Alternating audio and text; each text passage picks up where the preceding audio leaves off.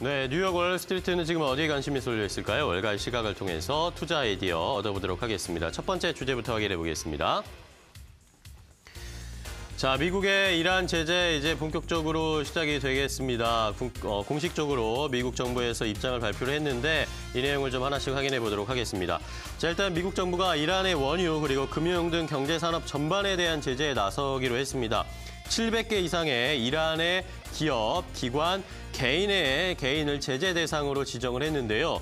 자, 마이크 폼페이오 국무장관과 미국의 스티브 무누신 재무장관이 워싱턴 DC에서 이것과 관련된 기자회견을 했습니다. 이러면서 공식적으로 발표를 했는데 자, 일단 전 세계 20개국 이상이 이미 이란 원유 수입을 하루 100만 배럴 이상 감축했다. 이러면서 새로 복원되는 이번 제재는 이란의 국제적 경제 활동을 급속도로 저하할 것이다라고 하면서 앞으로 제재에 대한 수입 압박 가능성을 조금 더 높이는 모습이었고요.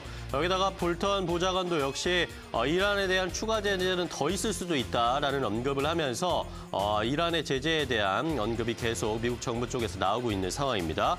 자, 이러면서 폼페이오 장관은 다만 8개 국가, 우리나라를 포함해서 중국, 인도, 일본, 이탈리아 같은 8개국에 대해선 이란산 원유 수입 금지에 대한 한시적 예외를 인정한다라고 밝히는 모습이었는데요.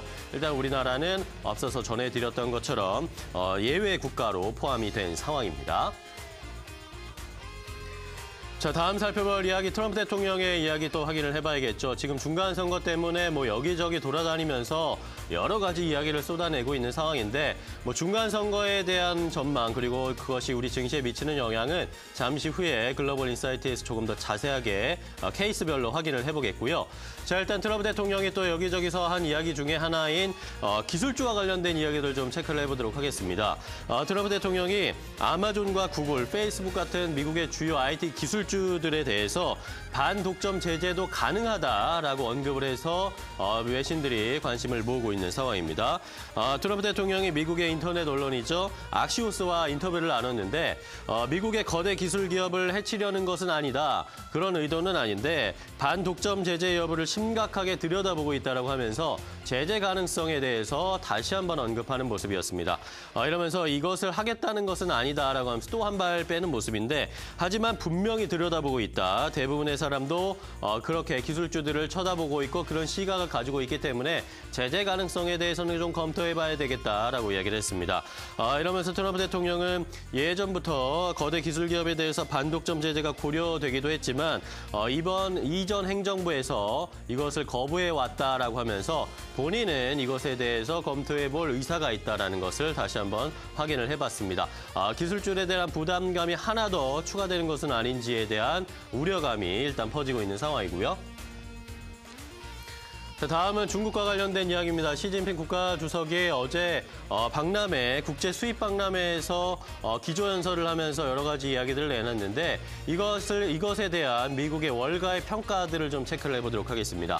자, 1차 국제 수입 박람회, 중국 국제 수입 박람회가 어제 개막했는데 시 주석이 여기서 수입 확대를 약속을 했습니다. 자, 이러면서 중국을 세계 공장에서 중국을 수입국으로 좀 변모시키겠다라는 취지의 발언을 했는데 이것에 대한 평가가 여러 가지가 나오고 있습니다. 자, 일단 시진핑 국가주석이 연설을 통해서 앞으로 15년간 30조 달러에 달하는 재화를 수입할 것이다라고 이야기를 했는데 이것은 지난해 제시했던 목표치 24조 달러에 보다 25%가량 증가한 수치입니다. 그러니까 수입을 더 많이 하겠다라는 뜻이었습니다. 자, 그런데 말씀드렸던 대로 중국은 제3의 공장이라고 할 만큼 수출로 거의 먹고 사는 나라인데 앞으로 수입을 많이 하겠다라고 하는 것에 대해서 월가에서는 조금 고개를 갸우뚱하는 모습이었습니다. 일장춘몽이라는 얘기죠. 14억에 이르는 인구를 감안하더라도 이 수출 강국인 중국 경제가 노선을 변경하는 일이 쉽지 않을 것이다. 단순히 수입을 늘리는 것으로 무역 마찰을 해소하려는 그런 모습을 보이려는 제스처인 것 같은데 그것은 어려울 것이다라고 일단 뉴욕과 월가 전 세계 경제 전문가들은 평가를 하고 있는 상황이었습니다. 중국 시진핑 국가주석의 이야기까지 확인해봤고요.